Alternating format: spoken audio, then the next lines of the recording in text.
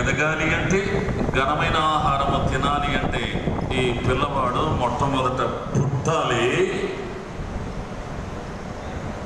ఆధ్యాత్మికమైన జీవితంలో, దైవికమైనటువంటి జీవితంలో ఒక వ్యక్తి చిన్న పిల్లవాని వలె ఈ లోకములో పాపముతో ఆడుకుంటూ, పాపముతో స్నేహం చేస్తూ, చీకటితో అంధకారములో ఇష్టం వచ్చినటువంటి మార్గాలను ఎన్నుకుంటూ ఈ లోకములో జీవితం నాశనము చేసుకుంటూ నరకము వైపు పరిగెత్తేటువంటి మానవుడు, దేవుని గురించి ఆలోచించని మానవుడు, దేవుని గురించి భయం లేని మానవుడు, నరకము వైపు పరిగెత్తుచున్న మానవుడు, భక్తి లేని మానవుడు, లోకములో ఆడుతూ పాడుతూ ఇదే జీవితమని దేవుడిచ్చినటువంటి అద్భుతమైనటువంటి ఆయుష్ను నరకప్రాయం చేసుకుంటూ, జీవితాన్ని చిందరవందర చేసుకుంటూ, చిన్న వయసు కలిగిన పిల్లవాడి వలె క్రమం మర్యాద లేకుండా లోకములో పాపములు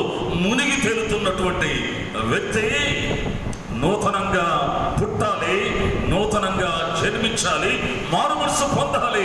యేసుక్రీస్తు ప్రభు శిలువ రక్తం ద్వారా నీ పాపములు కడగబడాలి. నీకు నూతన జన్మ అవసరం, నీవు నూతన సృష్టిగా చేయబడాలి. అది దేవుని యొక్క సంకల్పం. నీవు పెరగాలి అంటే, నీవు ఎదగాలి అంటే, నీవు ఘనమైన ఆహారం నీకు అర్థం కావాలి అంటే మొట్టమొదట నీవు పుట్టాలి.